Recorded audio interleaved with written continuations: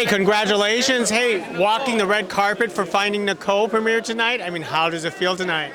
It feels amazing. I think this story is probably the one that I've been dying to tell the most, to tell a true life story, something that actually happened, and have her be a part of all this. She's going to be, she's not already here, being a part of everything, and to tell that story of her difficulties and then her overcoming and now thriving, and here we are making her film. Harley, tell us how you came across this story in the first place.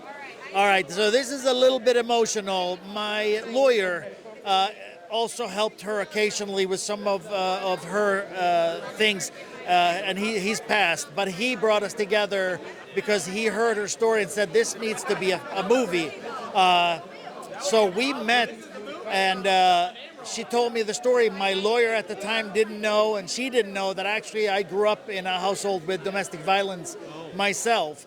And I have been the one who chose to be quiet my whole life. I've been ashamed and feeling that it was just not one of them things that you talk about. And this really gave me the opportunity to finally take a stand and say no more. This is not acceptable. We can't be like this. This is not okay. It's an epidemic. When I looked up the statistics and realized that 1 out of 3 women will be assaulted by an intimate lover in their lifetime, I don't understand how that's acceptable. I don't understand how we don't stand up to this and say no more, because we all know somebody who's been abused, but do we know an abuser? What do we do? Do we interfere? Do we say something? Do they seek help? We just got to get better at tackling this, and that's the one thing that I hope we can do with this film. Now, what are some of the challenges adapting, Nicole's story onto screen? Because, obviously there's a story, but then obviously you have to make it as a movie itself. Yeah. The hardest part for this was to narrow down what to use. After we met, I said, do me a favor, just send me all the police reports, send me everything that you have, your diary and everything else. And I realized, holy smokes, we could make 2 seasons of a TV series with this.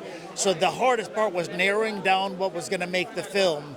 And what helped us a lot was she had written a book before, so we had some of the more important parts of this from her book, which really, really helped. Now, are you kind of anxious and nervous because, the real Nicole is going to watch this, unless you already saw it? She has seen it, and she was on set with us. That was probably more intimidating. So, literally, she was with us every day on set and being a part of the whole journey. So it's been, but I feel honored more than anything to tell her story. And she's an amazing woman. Even after everything that's happened, she's out there teaching at high schools about red flags so that people can find maybe they're in an abusive or brewingly abusive relationship.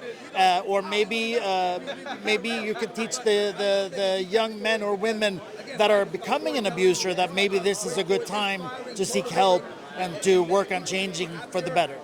Now, of course, this being a dramatic subject of domestic violence, you have to have your actors go into really dark places. Tell us, as a director, how you put them into that position.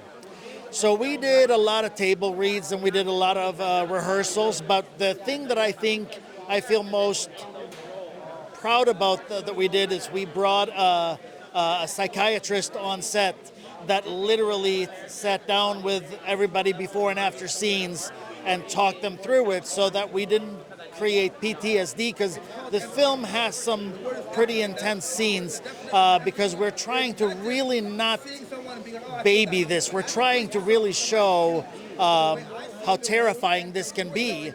So I think that's one of my biggest things, is the fact that we took the time to do that. Nicole has 2 children and their kids in this that play. We were smart about moving them out of scenes when they didn't have to be there, taking them someplace else so they didn't have to hear this yelling and screaming or see any of the violence.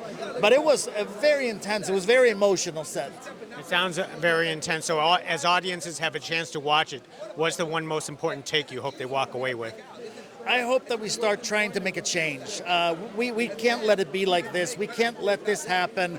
We need to stand up to things. We need to talk to people. We need to help people so that they can become better and so that we can fight this. And also we need to take on the law, because the laws are not great. It's not very easy to fight back against this, to get out of a relationship and not have, and often the predator has stripped everything away from you, and you may not even have money, you have your own anything, and now you're going to have to try to get out, which is terrifying.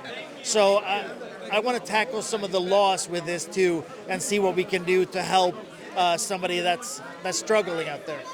Well said. Well, thank you very much, Harley. Let's have fun tonight, all right? Thank you. I appreciate that so much.